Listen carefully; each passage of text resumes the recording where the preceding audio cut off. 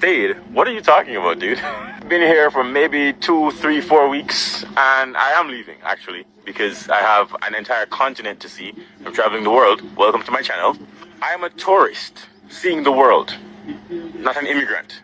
They are going around, they say, looking for illegal immigrants in employment places. You can see some of the march and the employers now meeting. Sipamandla Goge, you're just by the gate. Let's come to you. What are we seeing? What are we hearing? Because if you take Southern Africa, for instance, it's what these people are saying is just a talk, because in reality, those people relate to each other very well, and they visit each other without any paper or anything. And I thought I was alone, but hey, we are many. It seems like people are now boycotting taxis. So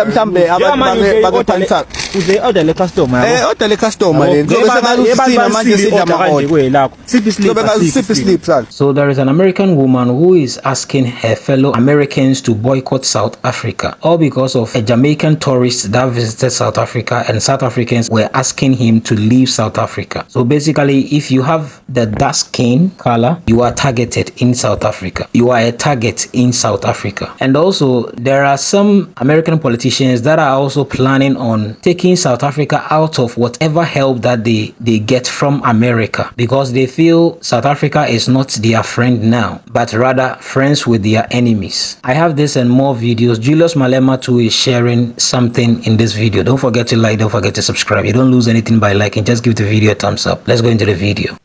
Hey guys, hey, it's Anne-Marie, and here I am with an unpopular opinion. Here's my unpopular opinion. Black people should not visit South Africa for the foreseeable future while they're kicking other black Africans out of their country. Take a look at this video. Overstayed? What are you talking about, dude? Been here for maybe 2, 3, 4 weeks, and I am leaving, actually, because I have an entire continent to see. I'm traveling the world. Welcome to my channel. I am a tourist, seeing the world, not an immigrant. I don't want to live here. I love South Africa. Great place to see. I don't want to live here. My home is Jamaica. I just saw a news story I'm going to upload right now where South Africans have rallied and they're breaking into private homes, and the woman said it on the news. Even people with documents, they don't care. They're packing up everyone and they're rounding them up. All you have to do is be black. This man is a fucking Jamaican tourist. He's traveling the whole of Africa. He's going different countries. He went to South Africa and they're telling him, you've overstayed, get the fuck out. He's a tourist. If he doesn't know any better, he'll assume this is how Africans are. Africans don't want, like... I don't think black people from anywhere in the diaspora should support South Africa with our tourism dollars at this particular time. And I don't want to hear nothing about illegal immigration and that this is about illegal immigration. I don't want to hear it. This to me is about xenophobia and anti-black racism and self-hate, with a little ignorance and stupidity thrown in for good measure. I was actually planning to take a group to Johannesburg and Cape Town. I had the itinerary ready. I was literally about to send it out for quotes for a 2028 trip. And then I started paying close attention to what is going on in South Africa. And guess what? I ain't doing it. Because what in the entire hell is going on? Over the last several months, there have been countless videos showing some black South Africans, I'm not saying all, some, it's always some, but that's all it takes is some, bullying, harassing, and in some cases, physically attacking other black Africans from countries like Nigeria, Ghana, and Zimbabwe. There was even a June 30 deadline circulated and a big march where people were threatening to, quote, deal with, unquote, those they believed to be illegal immigrants. And of course, more recently was that video that I shared with you from the man from Jamaica who was simply visiting South Africa as a tourist and being harassed and told to leave. And I shared that video at the top. If this is how some black South Africans are now treating black visitors because of xenophobia and anti-blackness directed at other black people, then I think the rest of us in the black diaspora need to put South Africa on pause as a tourism and travel destination.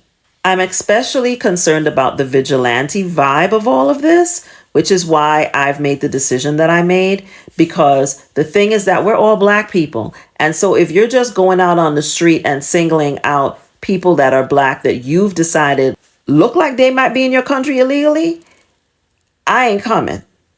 I am not coming. That does not sound relaxing or interesting to me. And it makes me sad to say this because many of you may know I visited South Africa. I went to Cape Town for the first time last year on a group trip, and I had an absolutely wonderful time. The people were lovely. It was wonderful. And Cape Town is absolutely beautiful. If you think that we should give South Africa different treatment, I'm open to that because I think they are a unique problem. Well, they're a unique problem for America. Correct. I mean, they're not, they're our enemy right now. I mean, they're buddies with all of our enemies. And they've been very critical of the United States. That's exactly right. And that's why they're actually, treated in a much different way. Most of the African continent, sub-Saharan Africa, has just a 10% tariff, and South Africa has a 30%. Australia has become the latest country of the Western countries to advise its citizens not to travel to South Africa because of violence. They say that there's high levels of violence and intimidation and attacks and robbery, and they're warning their citizens not to travel to South Africa. Now, it's not just Australia, it's also Canada. The US and the UK have warned their citizens that there is increasing violence on the streets of South Africa, and they're asking their citizens not to travel to South Africa. I don't think South Africans see how manipulated they are. So now, countries in the West have positioned South Africa as the violent country of thugs that just go around attacking people. And so they're asking their citizens, just don't go to South Africa because it's too violent. Yeah, that. What's the Africa you wish to see? Well, we want an Africa that is in a peaceful environment, in peace with itself, and very prosperous, and able to benefit from its mineral resources, because the continent has been exploited for quite some time now, and we're even called a dark continent when we have so beautiful mineral resources that can benefit and develop this country. A borderless Africa with one army, one currency based on our mineral resources, and one legislature like Pan-African Parliament that is given legislative powers, and one president of the United States of Africa. So still talking about this borderless Africa, which you have been talking about it for quite some time, and most people, they're saying when you're saying borderless Africa, meaning that criminals must run amok. Can you explain that for people to understand what do you mean about borderless Africa? Let's go back before the colonizers decided to cut our continent into pieces. We were never a continent, as it were. We were one thing, we were one community that easily traveled from north to south, east to west, without any hassle, until they decided to sit down and decide to slice it. And its borders are artificial, they are not real. It's a propaganda that is being pushed to perpetuate the colonial mentality, because if you take Southern Africa, for instance, it's what these people are saying is just a talk, because in reality, those people relate to each other very well, and they visit each other without any paper or anything, and they marry into each other. They even have children cross-border, and therefore only a naive person who has no appreciation of the continent and its history will talk about borders. How do you say we want a decolonized education and decolonized economy, decolonized everything, but we want borders?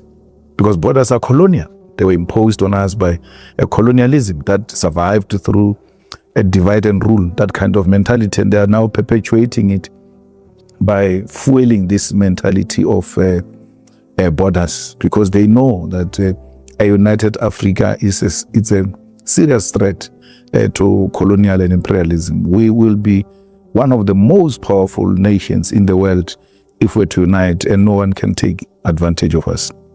I mean, if you look at what's happening in DRC and Rwanda, it's so unnecessary. It is because of that mentality that there's someone who think this one's belongs this side, this one's belongs that side. No, we will be united as a country, as a continent, but we'll still have states where people will be able to manage their affairs as a particular state, and so on and so forth. But when it comes to geopolitics, we speak as one, and we don't have some small countries being managed by some big brother to create a division amongst African nations. Some might say that, okay, Mr. Malema, you're saying that very well, but in the same breath, your brothers and sisters are chasing other Africans out of your country.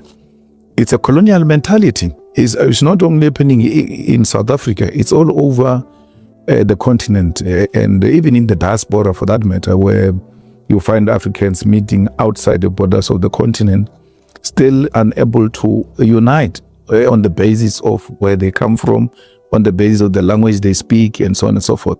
So it's not like when we say borderless Africa, we think that there will be people from all over Africa agreeing. There are some who are not agreeable to the idea, and it's an idea that it is worth canvassing, especially with the high levels of unemployment we have in South Africa, with the economy that is declining, with an economy that is racialized. There are so many opportunities in the continent where our people can benefit from those. You just have to do a quick research to check where they've got a problem of nurses. You go there. If you are a nurse, you are unemployed. If you are a teacher, unemployed. A doctor, unemployed. But because there's this mentality that is created to create an impression that we're superior, and we look at other people with that mentality of them being inferior and not seeing ourselves actually going to exploit those economic opportunities. I mean, in Zimbabwe, they're trading with dollar. Imagine if you were to get a business opportunity there, legit, how much money you can make, and even create those opportunities for our own brothers and sisters who are unemployed here in South Africa. I mean, look at Dangote, look at Robert Gumede. They are able to make it because their mentality is not localized. They are international. They do business everywhere, and they don't even have any hassle when it comes to making business. So we have seen now Dangote is going to go outside Nigeria to go and do other businesses in other countries in the continent where he saw potential. So that should be our mentality. We should, and no one says people must just randomly go all over. When we say people must be documented, we mean when you enter, you have to enter your entry and then your destination, so that if anything wrong happens, we're able to know who's here and on which grounds. That way, we're able to say we can manage our continent. It doesn't matter how emotional we want to be about it. These guys are here and they're not going anywhere, and they will be here for as long as you want. Even if you build a wall, even if you spend money building a fence. Patricia Dillil tried it and didn't work. That money could have been used to build another school, could have been used to build another clinic, and so on and so forth. Resources are scarce. They are contested everywhere. And there is nothing called perfect budgeting, even in our own households. Definitely. There's no such a thing as we're unable to budget because we don't know how many we are. When we have budgeted, a disaster happens. When we have budgeted, something else happens. There's always competing interest when it comes to budget. And therefore, it can be that we use that to perpetuate hatred amongst our people. Mzansi, let's make this clear. According to us, South Africa, a foreigner is a black man.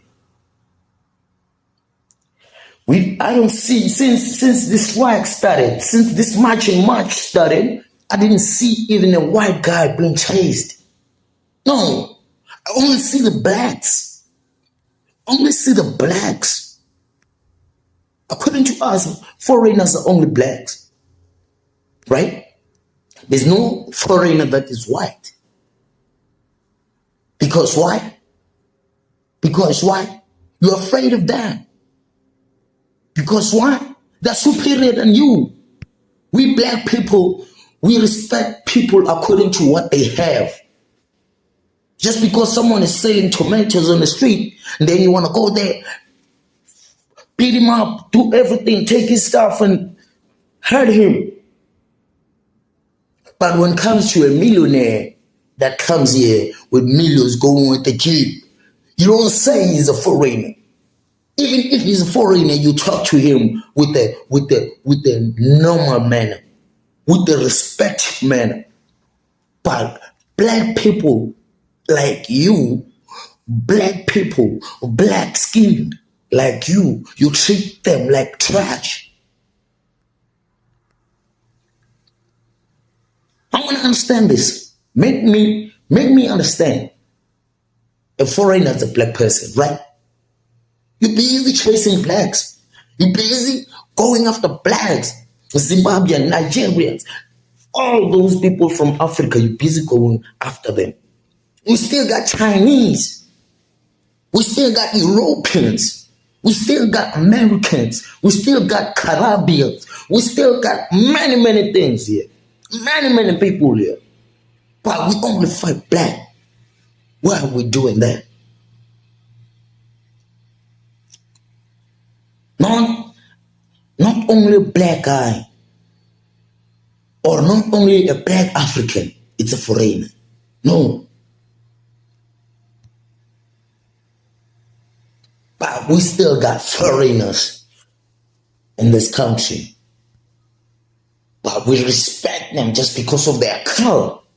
We're abusing our brothers and sisters.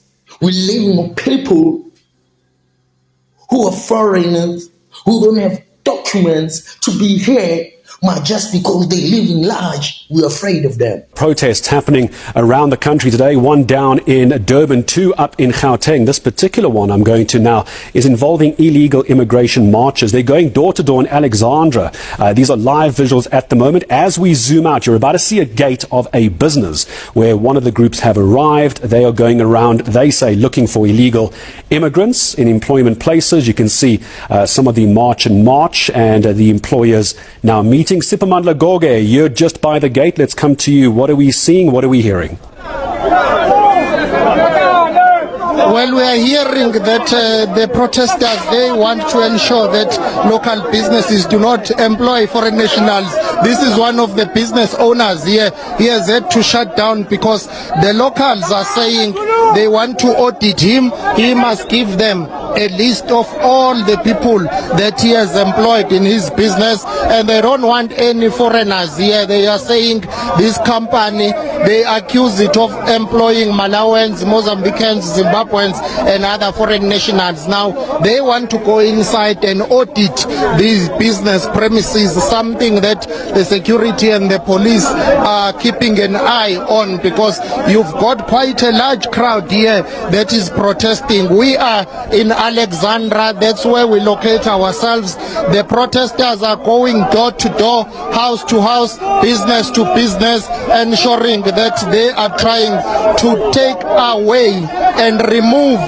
undocumented foreign nationals, and they are also going business to business to say those who are employed here must leave. And it's quite a big march, and it's challenging because they are going house to house. They claim that they know the houses that are keeping foreign nationals or those are occupied by foreign nationals. South Africans are now walking to their destinations because they can't afford the taxi bills anymore.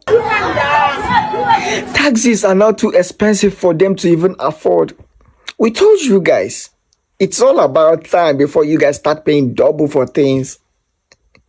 Groceries, taxis, normal things that you guys pay less for, now you guys are going to pay more for less. Because you guys have chased out the investors. That's one. Secondly, you guys don't get the number no more. So they have to increase the price just to accommodate their businesses. So prices of things need to be increased just to accommodate the economy because your numbers have decreased. So the people that are there cannot accommodate the economy. You guys need to pay more so you can cover for the ones that have left. In other words, you guys are going to see shaggy.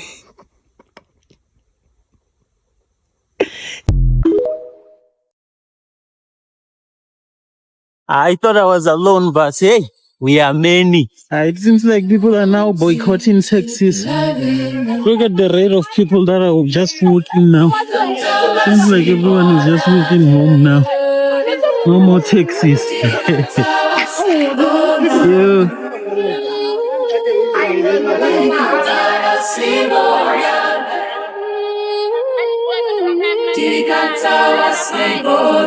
mhlambe bake-Pantal uze order customer order customer ngizobe sengalusina manje sidla amaholo kwelakho siphi slip sala kahle bakwelifoyilini order sephelile manje uthengile nje wena usenza ilima wena mfethu ubona ukuthi thina sabangali nawe usenza niyabazi ayabona laba beyikuta laba bezwa laba kunini njalo makuyi accident kumele kube khona isikuta secheckers hayi laba bezwa laba hayi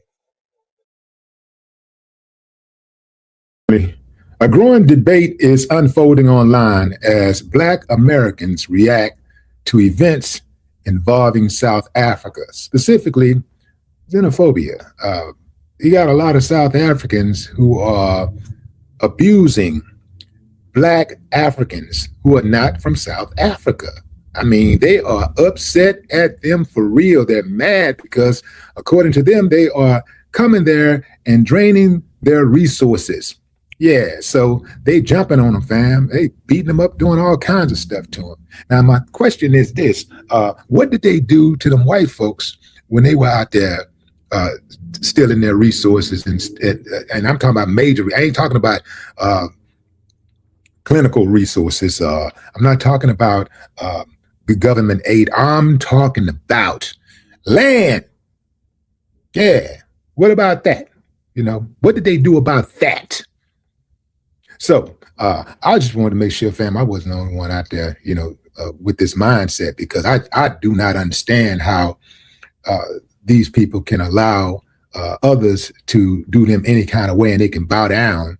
Even right now in South Africa, there's a whole lot of Black people in South Africa. They can't even go to certain neighborhoods without getting jumped. Yeah, they can't go to certain neighborhoods that are not Black without getting jumped.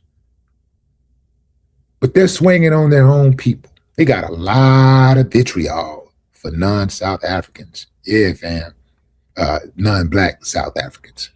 I want you to check this video out by, I think her name is Giovanni. That's the name that I saw on TikTok, on the video that I saw on TikTok. So I'm not sure if that's her name, but I wanted to give that credit where credit is due. Check it out. Video breaks my heart. This is not something that other African should tolerate from South Africa. Why would you be so unfriendly to your fellow Africans to the extent of going into hospitals and asking those who are not South African to leave regardless of their condition? It shows a lack of care and humanity. This is very serious. I urge everyone to watch the video and share your... Okay, that was really quick. It was quick to the point, but yeah, you know, why would you be that way with your own? It doesn't make a lot of sense to me. This is Marquette Burton right here. And this is the South Africans yet again chasing down and abusing Black Africans. And while they do it, they ignore the whites, the Indians, and all of the other foreigners who are there sucking the blood out of the economy and out of the earth. And I often hear South African. You see, this is very sad. This is very sad. This clearly shows that it is not about foreigners, but it is about black people. Because this man is a Jamaican. Because he is black, they were asking him to leave South Africa. So this clearly shows that it is not about foreigners, but so far as you have the black skin, the dark skin, you are asked to leave South Africa. It is so sad to see something like that. And this lady is someone that I've been seeing her videos. She basically takes people on trips in Africa and other parts of the world. And this is what she's saying now. And she has a good following. So imagine the number of people that are going to be seeing this and be watching her video. And we all know South Africa, the economy of South Africa largely depends on tourism. So, bro, I'm saying South Africans are not seeing the effect now, or they are not going to see the effect now, but some few years to come, they are going to feel the pinch. They are really going to feel the pinch. And imagine this American politicians also talking about taking South Africa off whatever support that they give to South Africa, because they feel South Africa is friends with the BRICS, the BRIC nations, that's Russia, China, and all the other countries. South Africa, you guys should be careful. I am not happy to see whatever that is happening today, but listen, you should be careful, because how things are going, if you're South African, you should be worried. For me, I'm hoping and praying that nothing bad happens to South Africa, but honestly, the way things are going, it is not good, and it is not looking good at all. Thank you so much for watching.